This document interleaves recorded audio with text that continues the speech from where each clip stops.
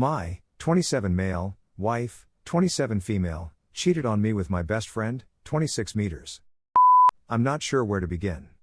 I'm at a loss for words as to how I'm feeling or how to comprehend all of this. I first created this account to check if anybody else has gone through anything slightly comparable to this, and sadly, it's not that uncommon. Please accept my apologies in advance for the length of this message. I simply wanted to let it all out because I was worried I'd go nuts. In college, I met my wife, we'll call her Sue.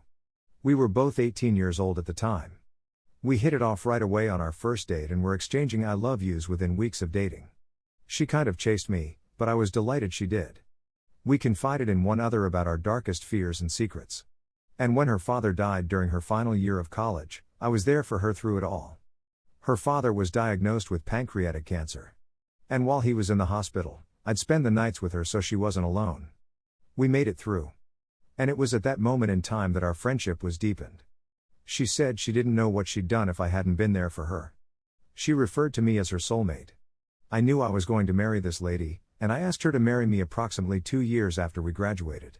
At the time, things couldn't have been better for me. I had married the lady of my dreams, had a well-paying job right after graduation, and both of our families adored us.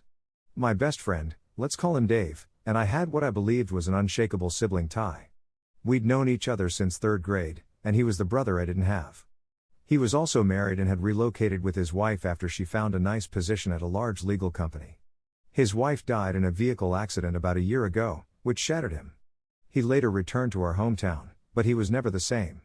I tried to be there for him, but he refused to interact with anybody. No one could comprehend the anguish he was through. So I asked my wife if she might chat to him since she had also lost a loved one and thought Dave may be able to connect better to someone who had gone through something similar. Yes, I know now that this was a huge mistake. We'd pay him daily visits. Even when I wasn't there, she'd spend hours at his apartment.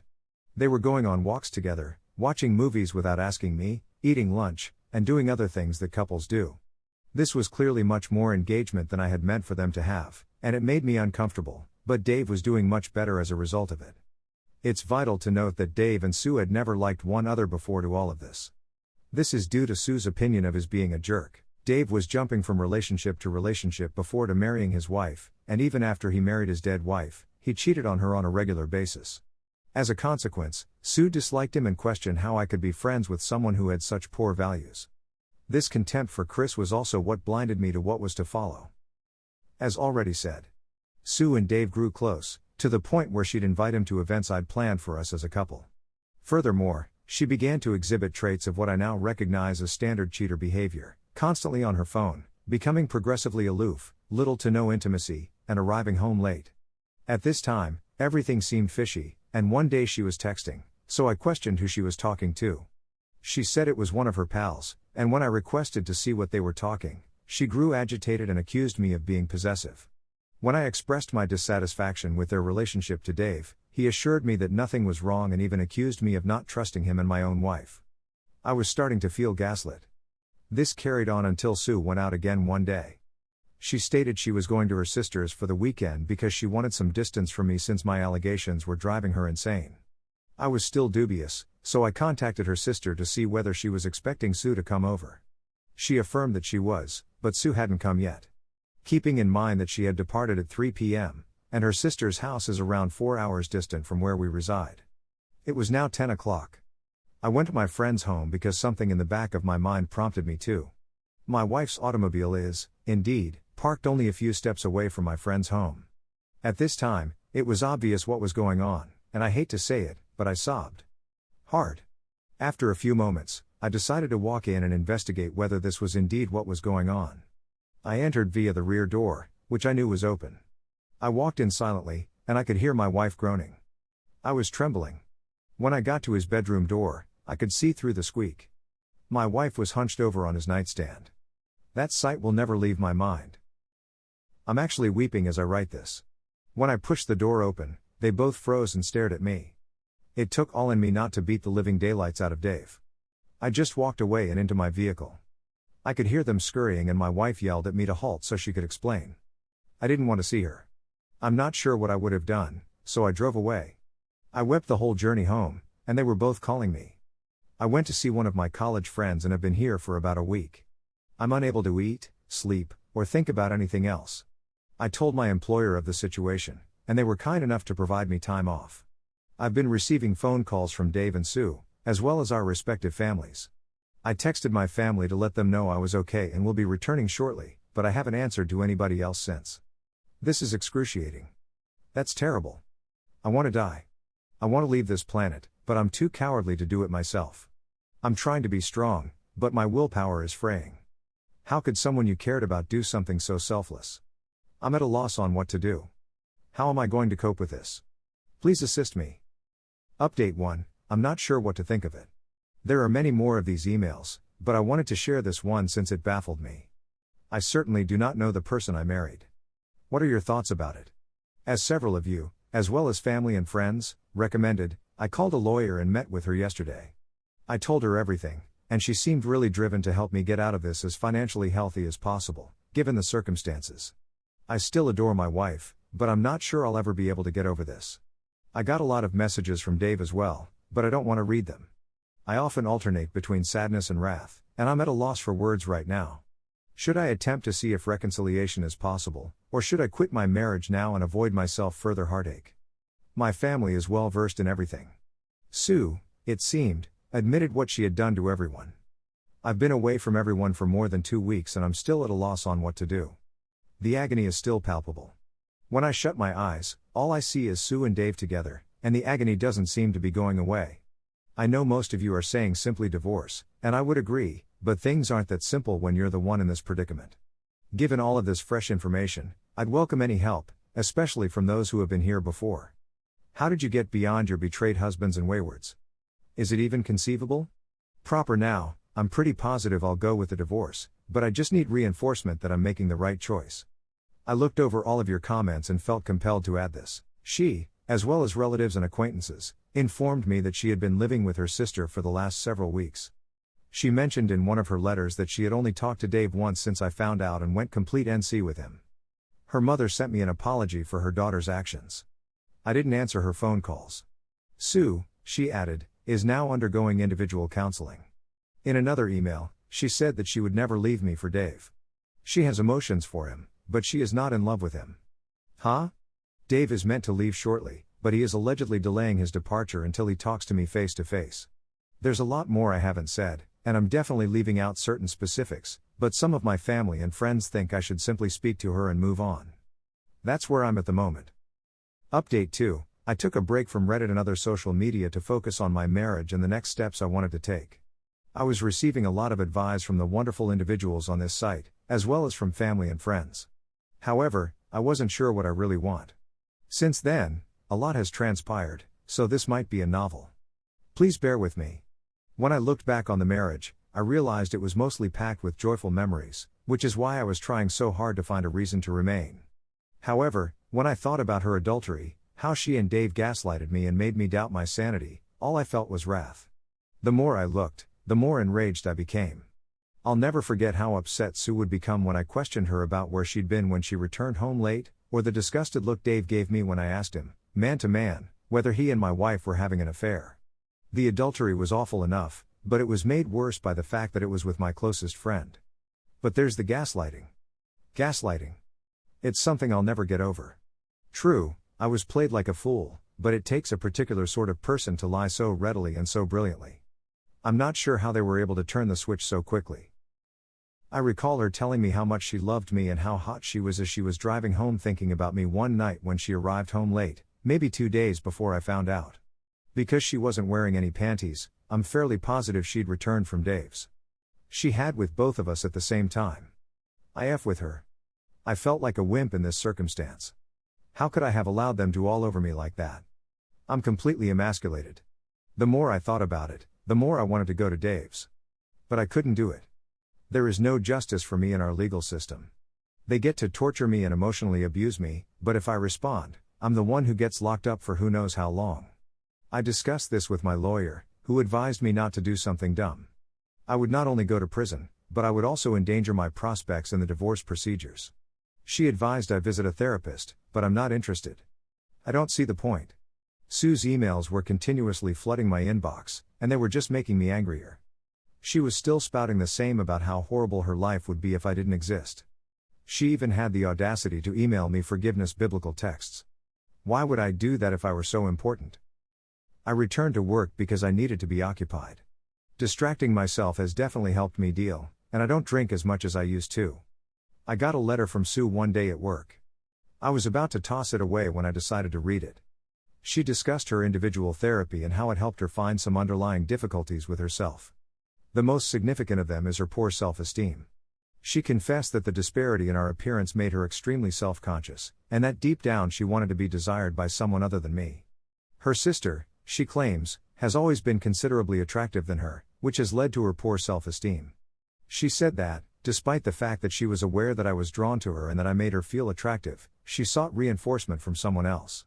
She apologized once again, saying it wasn't an excuse and that she was merely searching for a method to ensure it never happened again if I choose to give her another opportunity. She then asked if we might attempt marital therapy to help us work things out. At this time, I had yet to react to anything she or her family had given me. As a result, I just disregarded it. Anyway, I initiated the divorce process, and the first order of business was to divide our funds, which I couldn't do without her approval. We both have individual accounts, as well as a joint savings account, and I'm unable to withdraw what I'm entitled to without her, despite the fact that I earn substantially more than she does and have contributed the most to the money in that account. I'll most likely have to share it with her 50-50, therefore I just filed the divorce papers.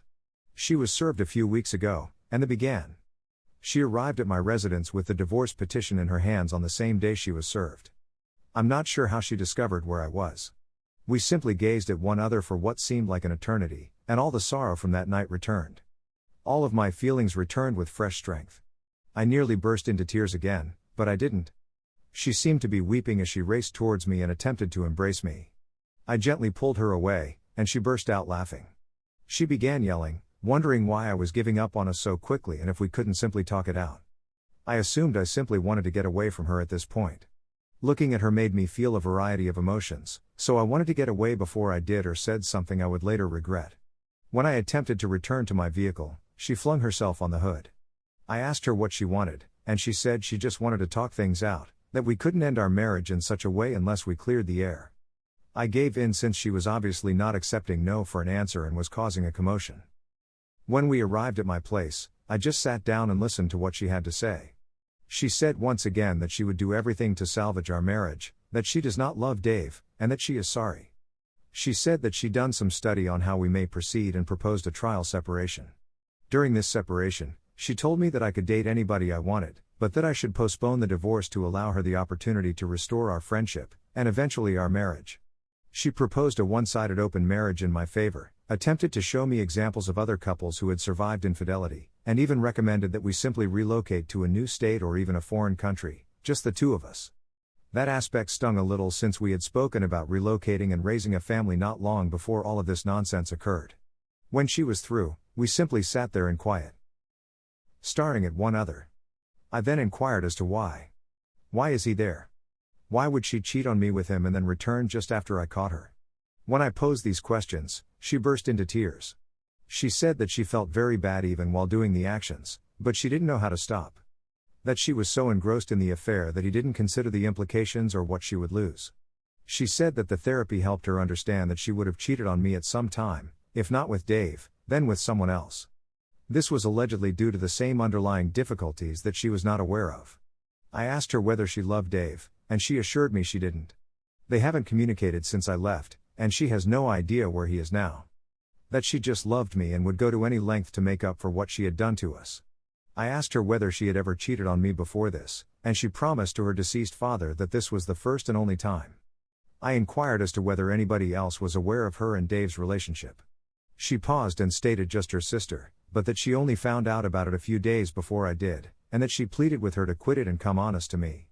Those of you who stated that the sister was aware were correct. I also inquired as to why she was begging. Why didn't she simply leave to be with Dave? I questioned her whether she was simply doing it because she thought it was the proper thing to do, rather than because she wanted to be with me. She responded that she was doing it because she loves me and realizes she has made some terrible decisions. We spoke for quite some time. There was a lot of sobbing on her end, but not on mine. I had sobbed enough when I initially found out, and I didn't want to cry any more about this. Then I asked her if there was anything more she wanted to tell me, if there was anything else she wanted to keep hidden from me. She began weeping again and begging me not to get angry. When she stated that, it made me quite uneasy. She began weeping for a few moments before I forced her to simply say it since she was making me uncomfortable. Then it sprang out. She stated she found out she was pregnant not long after I left and had an abortion since she didn't know who the father was. She said that if it was Dave's, there would be no possibility for reconciliation, and she felt compelled to do it. What I was hearing was unbelievable. I was taken aback, and she began pleading with me not to let this be the end of our relationship. I just got numb. I requested her to go, but she pleaded with me to remain. That we still needed to speak about it.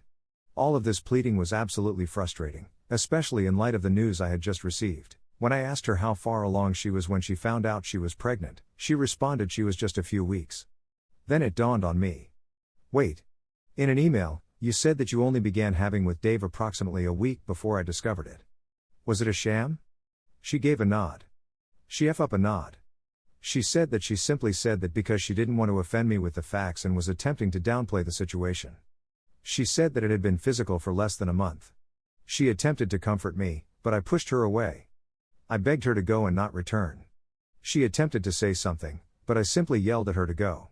She asked if we could chat after I digested everything, and I declined.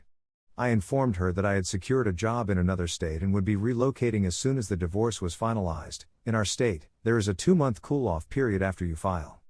I had previously intended to do this and was just finishing the details before resigning from my present position. At that moment, I had already given my employer notice. When she heard this, she burst into tears and pleaded once again. I told her she had to leave or I would call the cops. She grudgingly departed, and I sat on the floor, wondering where I had gone wrong. How did my marriage reach this position in such a short time? It simply didn't make sense to me. I was already very certain about the divorce, but after speaking with her, I was more certain than ever. Sue's repeated attempts to reach me were disregarded. However, a few days ago, on Thursday, I got a phone call from my mother informing me that Sue was in the hospital. She was reportedly hospitalized following a drug overdose. Everything seemed like a nightmare. I'm still not sure how to comprehend it. What is the cause of all of this? Sue seemed to be okay when I saw her at the hospital, but she had been sent to a psychiatric unit. That's where things stand right now. I have no clue why she would do this, because the last time I saw her, she was sleeping. It aches because I still adore her, and I'm simply glad she's alright right now. Given what's going on right now, I haven't been thinking about divorce. How do I even begin? There are definitely a lot of essential facts I'm leaving out, but included them would make this much too lengthy. I simply need advice on what I should do next. Update 3. I had hoped that my previous update would be my final post on this subject, but here I am again. It's been roughly 8 months since my life devolved into and things are just getting worse. I won't go into depth, but I hope I can provide enough information to elicit some constructive input from you on here. You've been considerably more useful than you realize. Sue was in a severe mental condition the last time I blogged, but she recovered after some counseling. I was heartbroken for her, but I knew I couldn't remain. I know a lot of people have gotten through this type of situation, but I know how I feel. If I remained, I'd be doing more damage than good to myself and her. I'll never get over it, and I'm sure I'll be resentful for the rest of my life. We decided to split, but she insisted on keeping in touch, even if it was little. We split approximately a month ago after a rather straightforward divorce procedure. I relocated to the West Coast to start again, and things were finally looking up for me. But then I received another phone call from Sue's sister. Sue, to cut a long tale short, had a stroke. She is virtually entirely motionless on her left side and can hardly talk. I can't even express how devastating it was to hear, much alone how sad I felt when I went to see her. She didn't resemble the person I remembered, and she constantly cried when she saw me. One of the most difficult aspects of this is that I can't help but feel responsible for what happened to her. People tell me it isn't, but I have a feeling it is. Even though her immediate family claims it isn't my fault, I detect some resentment from them whenever I communicate with them. When her aunt spotted me, she cursed me in front of everyone, and they all became quiet. They just instructed me to leave it alone and go about my business. Even though I wish I could simply go on, knowing how all of this garbage ended stings. I haven't spoken to Sue since she had the stroke, and her family won't allow me visit her because, supposedly, I stress her out. I don't even know the complete story since I don't have the legal right to know. I simply can't seem to get anything right. I suppose